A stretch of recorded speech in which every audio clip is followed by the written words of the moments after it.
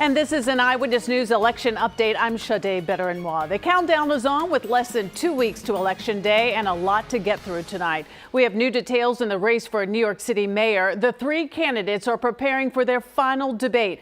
And we've just learned, if elected, Mayor Zohran Mamdani says he will ask Jessica Tisch to stay on as police commissioner of the NYPD, again, if he is elected mayor. Also tonight, reports that President Trump has privately told allies he believes Mamdani is unbeatable. And in the race for New Jersey governor, a new poll today shows the race may be getting tighter. The Rutgers-Eagleton poll shows Democratic nominee Mikey Sherrill with a 5-point lead over Republican Jack Ciattarelli, 50% to 45%. The same poll in August had Sherrill with a 9-point lead. And joining me now is New Jersey Senator Cory Booker. And Senator, thank you for joining us. Donna, it's great to be back with you. Wonderful. Well, Senator, before we get to the gubernatorial race, I want to talk about the government shutdown. This is now the second longest in U.S. history, day 22. The Senate just failed for the 12th time to advance a clean government funding bill that would have reopened the government through November 21st. When do you think that we're going to actually finally reach an agreement? God, we need to do it as soon as possible. There are people all over the state of New Jersey and our region really hurting right now. They're hurting both those people who have government jobs with the federal government or are federal contractors, and it's hurting because we're seeing sticker shock in the tri-state area when it comes to people's health care costs. We see people paying 100% more, triple even, thousands of dollars added to family budgets, and it's not just families. We have a lot of small businesses in our region who get their health care through these exchanges and who are seeing unconscionable costs going up. There's a way to solve this, which is sitting down at the table and negotiating at a time when the President of the United States controls the White House, his party controls the House and the Senate. The fact that they're not willing to sit down and try to negotiate something, they want a maximalist, everything their way approach. And the reason why we didn't have a shutdown during the Biden administration is because we always got together and reached a compromise, reached a bipartisan way forward. And this is something they're refusing to do, and especially when all we're asking them to do is to deal with the skyrocketing costs of Americans. They've shown us that they can give bills forward that give billionaires tax breaks, but working people are really hurting, and we should be doing something to help them out with this budget. Senator, and I want to get more into how Democrats are trying to tie this to the health care showdown. But before we get to that, SNAP benefits, those could be cut, which serves roughly 42 million low-income Americans. You also have WIC, which helps low-income expectant mothers and young children get food. That program is running out of money, I know, on November 1st. You also have government employees. They're not going to receive their first full paycheck on Friday if this continues. So families are hurting. Are you concerned that the Democrats will start getting the blame for all of this? First of all, it is unacceptable that we have families hurting, especially when the president has discretionary funds where he could put those into making sure we don't miss SNAP payments. Donald Trump said he wanted to cause maximum pain to people if he didn't get his way. I've never heard a president before saying he wanted to inflict pain on the American people if he wasn't able to get his way politically. So yes, I'm deeply concerned, and it drives it even a greater urgency to get something done. Donald Trump, in his own words, said the President of the United States is responsible for bringing parties together in order to get a budget done, especially when they control the House and the Senate. I do not understand why the president's about to leave town without bringing us to the White House to hash out something that could avoid the pain, the maximum pain he seems to want to cause, get our government open, and do something about skyrocketing health care costs.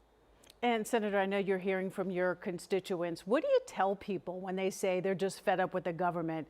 You know, they're trying to provide for their families in the midst of squabbling. You have many families, they don't have built up savings. They can't put food on the table. They can't pay for their rent or gas in their car. What do you say to them? Well, this pain's been going on not just because of this shutdown. Donald Trump came into office saying he was going to deal with the economic pain that we see with 50, 60, 70% of Americans who are saying they can't afford groceries and rent. They can't afford health care costs and raising a child. We have a tough economic period right now. And what the Republicans have done, and Donald Trump, from his terrible tariff policy to his immigration policy, is actually affecting the costs of goods for Americans and driving them up. We need to do something about the pain in our communities And I can't believe the president's about to leave town before he sits down with us to try to find a way forward that's going to help Americans. That's our job. And this is one of those times where the urgency is upon us to do something about the pain, frankly, the healthcare pain that they have caused already by gutting Medicaid and going after the Affordable Care Act. And I want to dig deeper into that. As New York and New Jersey are in the midst of elections, affordability is clearly a key issue. But when it comes to the shutdown, Democrats are calling this a health care showdown. You've spoken about this yourself, where Democrats are trying to pressure Republicans to extend billions of dollars in federal tax credits, which, as you've just mentioned, have lowered premiums for uninsured Americans. Is this a move to try and win back the support of the working class that were lost in the last presidential election, or do you think this shutdown will further alienate this group? I'm really not concerned about the politics right now. It's about the people. I was elected by New Jersey to help to fight to bring costs down. I'm proud that I've been able to bring back more money than any individual senator has in a century to the state of New Jersey, including for big projects like the Hudson Tunnel. But Donald Trump is targeting New Jersey. He's cutting funding to critical infrastructure and said he's going to freeze the Hudson Tunnel project, which thousands of jobs in our region rely on. This is a president that says he's going to cause maximum pain and begin to cut off feeding programs. And this was even before he was attacking programs like Meals on Wheels before this showdown. And so I'm going to fight for Jersey. I'm going to fight for our jobs. I'm going to fight to lower costs against a president who has targeted our state and local tax deduction, who has raised costs through his terrible tariff plan, who in the big beautiful bill found $1 trillion to give corporations and the wealthiest Americans tax cuts, while working class Americans pay more. This is wrong. And it's one of the reasons why I support Mikey Sherrill in this election, because her opponent in the Republican Party says he's 100% MAGA. From the immigration policies of Donald Trump, that's getting a lot of Americans pulled into that system, he supports that. From his attacks on our infrastructure and the tunnel, this guy says I'm 100% MAGA and supports that. We need people that are going to fight for our region, defend our communities, work with the president when it's presenting opportunities, but fight for people that are really hurting and fed up right now. Let's talk about that governor's race, Senator. The new poll we mentioned earlier has the governor's race very tight at this point. Ciattarelli is gaining ground. What does Sherrill need to do in this final stretch?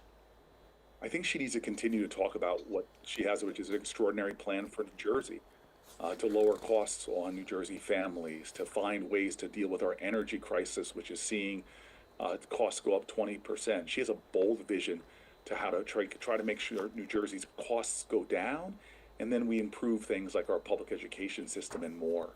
All I've heard from Ciattarelli is that his vision is to be a MAGA guy, that he believes Donald Trump is a solution for New Jersey. He believes Donald Trump's policies are right for New Jersey. We don't need more of what I see here in Washington, which is Republicans, even when I know they don't agree with the president, are afraid of him and will kowtow to him. I feel like everybody here must be doing yoga because these guys are bending over backwards to go along with a president that's doing things that they disagree with. We do not need a lapdog in New Jersey for Donald Trump. We need somebody that's going to stand for New Jerseyans and work with anybody, Democrat or Republican, who will help make our state more affordable and stronger in our economy. Well, it was such a tight race. It's going to come down to voter turnout. What is it going to take to energize, you think, Democratic voters to come out at this point? Because you can't just rely on negative ads to get voters out. Oh, God, and they are tiresome. I'm excited right now to see the positivity of the campaign. I went by campaign headquarters. It was buzzing like crazy. I got on the phones myself and did phone calls. People are beginning to really tune into this race and realize what's at stake. So you have to work in New Jersey. We really are going to work hard these next few weeks. I'll be all over the state and just get people excited and energized about what's at stake. Your health care is at stake. Rising energy costs are at stake. Our infrastructure projects are at stake. Jobs and businesses and public education. Our New Jersey hospitals are in crisis right now because of Donald Trump. We need somebody in the governor's seat that's going to fight and do everything they can to help New Jerseyans in the pain we're feeling in terms of costs, as well as the possibilities for one of the greatest states in America. I actually believe we are the greatest. And in fact, I believe the Nets you all were talking about earlier, would do a lot better if they came back and played in Jersey. Well, Senator, let me ask you this because we run out of time. It passed as prologue. A party has not won a third term as the governor of New Jersey since 1961. What do you think it's going to take for Democrats to break this pattern? Well, you and I were not alive back then. And again, I'm just focusing on the here and now. Mikey Sherrill has a pathway to victory. But we got to work for it. New Jersey, and we're a tough state, and we want people that are going to deliver results. Right now, unequivocally, Donald Trump has been in office for 10 months, and we've seen costs go up for New Jerseyans. I want a governor that's worked to drive down the costs, and I really think that's Mikey Sherrill, not somebody who thinks who says they're 100% Donald Trump in his corner. We've seen what his policies are working for New Jersey. It's one of the reasons why Donald Trump's approval rating, last I checked, I think it's around 35, 36, 37% in our state. It's crazy that this guy is fully on board with Donald Trump and not fully on board with New Jersey. Mikey Sherrill, if you cut her, she bleeds Jersey. She's 100% going to fight for us, and that's why I'm fighting for her. Okay, Senator Cory Booker, thank you so much for joining us. Looking forward to having you back on the show. And congratulations again on your recent engagement. Thank you. I'm really excited. Getting married in a matter of weeks, so I'm excited. Oh, a few weeks away. That's soon. Well, all the best to you. All the best. Thank you. Thank you so much. And now to the race for New York mayor. The election ends a week from Tuesday, and tonight, the last debate of this race and the last attempt of the three candidates to confront each other. And that new information tonight, Zohran Mamdani has been under pressure from moderates to reappoint Jessica Tisch as the NYPD commissioner if he wins.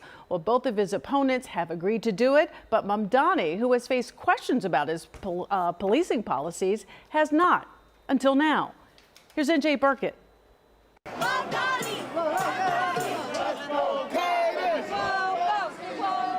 As the candidates arrive for their final debate, a preemptive strike tonight from the Mamdani campaign.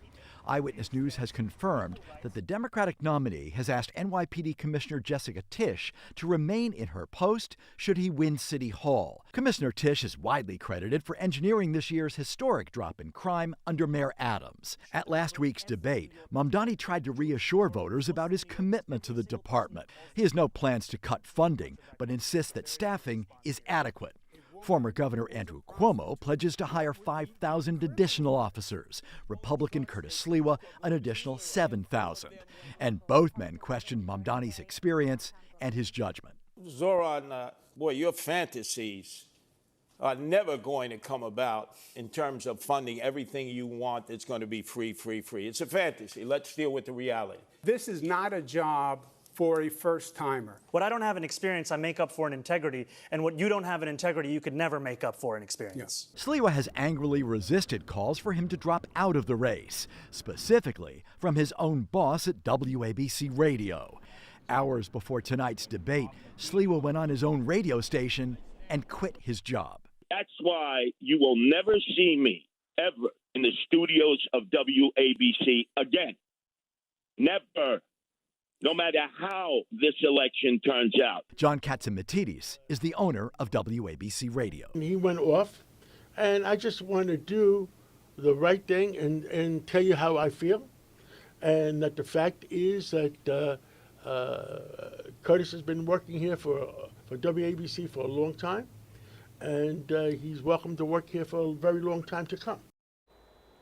And that was NJ Burkett reporting. There was no immediate comment from Sliwa himself and no word from Commissioner Tisch as to whether she would serve in a Mamdani administration. But there is this tonight. The Wall Street Journal is reporting that President Trump is telling people privately that Mamdani's lead appears insurmountable. Meantime, with Election Day now just 13 days away, we're diving into the backgrounds of each candidate. Today, our focus shifts to Andrew Cuomo. He served as governor for more than 10 years before resigning amid scandal. Now he is hoping to complete a political comeback and become the first New York City mayor to win the general election after losing the primary. Here's Lauren Glassberg. We've had an ongoing debate about what the campaign song is. It was a fun video on Instagram, Andrew Cuomo choosing a campaign song with his daughter. Billy Joel. End of conversation.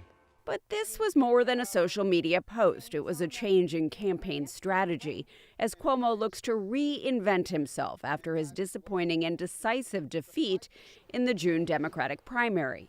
In the primary, in that field, yes, you had an explosion of young people who came out. I did not talk to them, if you will. I did not connect with them. Going into primary night, most polls showed Cuomo had a significant lead, but he wound up losing by 13 points. Tonight was not our night. Now running as an independent, Cuomo has retooled his message, focusing on his accomplishments as governor while attacking frontrunner Zohran Mamdani as being too far left for New York City. I believe if the assemblyman is elected mayor, that socialist form of government comes in. It is anti-business, which means it's anti-jobs. Cuomo is no stranger to contentious campaigns and bruising elections. After withdrawing from the Democratic gubernatorial primary in 2002, he went on to win his next 4 races. One made him New York Attorney General. The next 3 put him in the state's top post as governor. So help me God. Congratulations, Joe. While leading the state, Cuomo oversaw major infrastructure projects, which he frequently rattles off during this current campaign. New LaGuardia Airport, 2nd Avenue Subway, Kosciuszko Bridge, new Long Island Railroad, Moynihan Train Hall. But he has also faced scrutiny for his handling of nursing home deaths during the COVID pandemic, and he ultimately resigned after being accused of sexual harassment by more than a dozen women, something Bill Ritter asked him about last week. What do you tell voters still concerned about these allegations?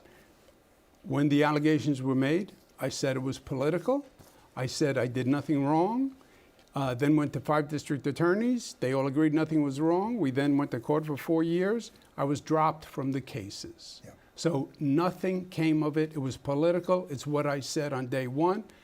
I paid a very high price to learn a lesson, to be hyper cautious. And now, 4 years after stepping down as governor, Andrew Cuomo is looking to lead the city where he was born and raised. The mayor is responsible.